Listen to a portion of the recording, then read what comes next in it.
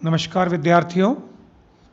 व्यवसाय अध्ययन विषय के अंतर्गत आज हम प्रबंध के उद्देश्यों को देखेंगे। बच्चों, प्रबंध के उद्देश्य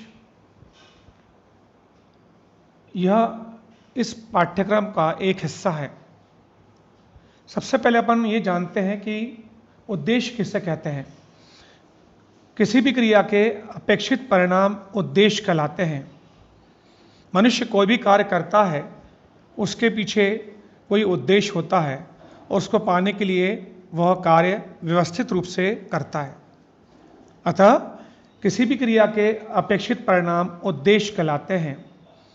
प्रबंध भी उद्देश्यों को प्राप्त करने के लिए अग्रसर होता है। प्रबंध के उद्देश्यों को 3 भागों में बांटा गया है: संगठनात्मक उद्देश्य, सामाजिक उद्देश्य और व्यक्तिगत उद्देश्य। सबसे पहले अपन देखेंगे प्रबंध के संगठनात्मक उद्देश्य। उपक्रम के संगठन हेतु उद्देश्यों को निर्धारित कर उन्हें पूर्वान्वन करने के लिए, उन्हें पूरा करने के लिए प्रबंध उत्तरदायी होता है। संस्था के सभी हितग्राहियों के हितों की सुरक्षा के लिए उसे अनेक प्रकार के उद्देश्य प्राप्त करने होते हैं। प्रमुख संगठनात्मक उद्देश्य प्रबंध के निम्नलिखित होते हैं। पहला संगठनात्मक उद्देश्य है जीवित रहना, दूसरा है लाभ और तीसरा है बढ़ोतरी। सबसे पहले अपन देखेंगे जीवित रहना। जीवित रहना अर्थात अस्तित्व बनाए रखना। प्रबंध का यह मुख्य उद्देश्य होता है कि न्यूनतम इस प्रकार की गतिविधियां की जाएं, इतनी आय अर्जित की जाए कि लागत निकल सके, कम से कम लागत निकल सके, जिससे व्यवसाय का अस्तित्व बना रहे, व्यवसाय निरंतर चलता रहे। तो व्यवसाय का ये एक उद्देश्य है कि वो अस्तित्व को बनाए रखने के लिए प्रयास करता है। दूसरा उद्देश्य है प्रबंध का लाभ। प्रबंध का उद्देश्य केवल अस्तित्व को बनाए रखना नहीं है, बल्कि लाभ कमाना भी है। अस्तित्व को बनाए रखने के लिए न्यूनतम लागत प्राप्त करने का प्रयास प्रबंध करता है, परंतु उसके साथ साथ प्रबंध ये भी प्रयास करता है कि उसको अधिक से अधिक लाभ हो। अधिक से अधिक लाभ प्राप्त करने के लिए वह प्रयासरत रहता है, लेकिन पूरा नियमानुसार। अधिक से अधिक लाभ कमाने के लिए प्रबंध गैर कानूनी कार्य नहीं करेगा, केवल नियमानुसार प्रयास करेगा कि लाभ अधिक से अधिक प्राप्त हो। प्रबंध का तीसरा उद्देश्य है बढ़ोतरी अर्थात विकास। प्रत्येक प्रबंध का उद्देश्य है निरंतर विकास, अर्थात प्रबंध इस प्रकार के प्रयास करता है कि व्यवसाय का विकास होता जाए, नई नई शाखाएं खुलती जाएं, नए नए उत्पाद बाजार में आए, मांग में वृद्धि हो, नई शाखाओं का निर्माण हो। यह प्रबंध का एक प्रमुख उद्देश्य होता है। इसके बाद विद्यार्थियों, अगला उद्देश्य है प्रबंध का सामाजिक उद्देश्य।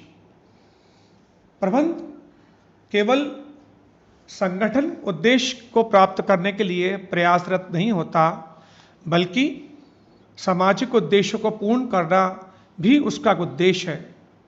संगठन चाहे व्यावसायिक हो या गैर व्यावसायिक, समाज के अंग होने के कारण उसे कुछ सामाजिक उत्तरदायित्वों को पूरा करना होता है। प्रबंध के सामाजिक उत्तरदायित्व है रोजगार, पर्यावरण की रक्षा, श्रम कल्याण, उपभोक्ता हित, कर का भुगतान।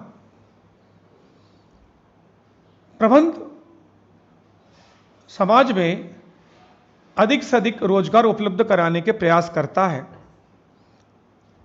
वो ये नहीं करता कि पुराने कर्मचारियों पर ही कार्य को बढ़ाते आए, कार्यभार को बढ़ाए, बल्कि यदि कार्य बढ़ता है तो वो नए रोजगार के लिए प्रयास करते हैं, नए लोगों को रोजगार देते हैं।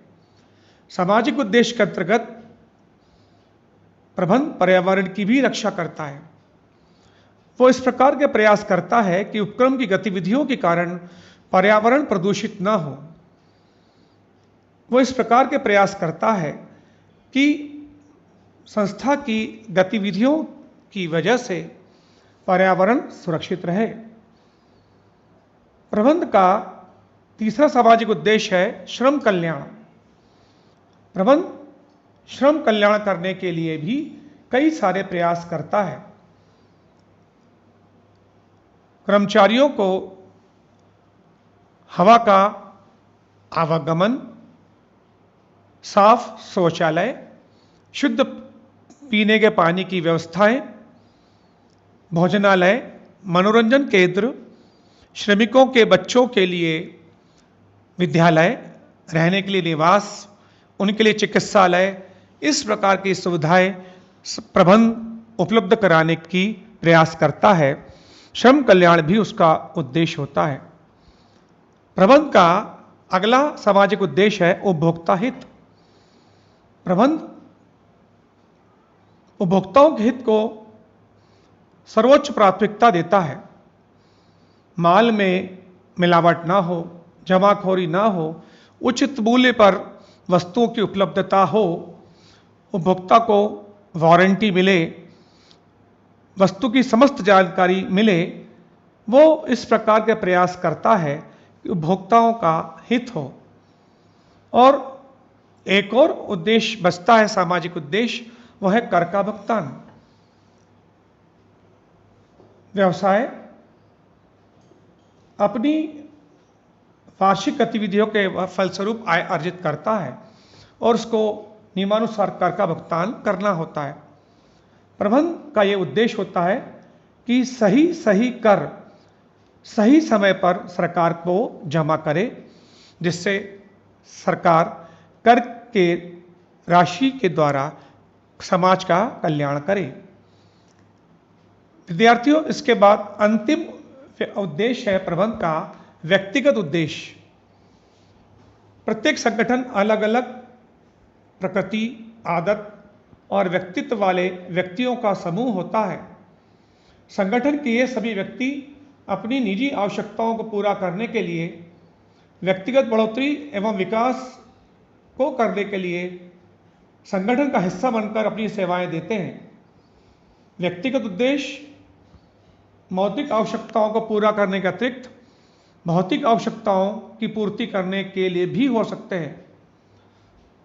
प्रबंध का यह उत्तरदायित्व है कि इनके व्यक्तिगत उद्देश्यों को प्राप्त करने में भी इनकी सहायता करें। यह प्रबंध का उद्देश्य होता है कि प्रत्येक कर्मचारी के व्यक्तिगत उद्देश्यों की पूर्ति हेतु वह अधिक से अधिक सहायता कर सके। बच्चों, इस पाठ से परीक्षा में प्रश्न इस प्रकार के आ सकते हैं, जैसे प्रबंध के उद्देश्य बताइए, या प्रबंध के सामाजिक उद्देश्य बताइए, या प्रबंध के संगठनात्मक उद्देश्य बताइए। धन्यवाद।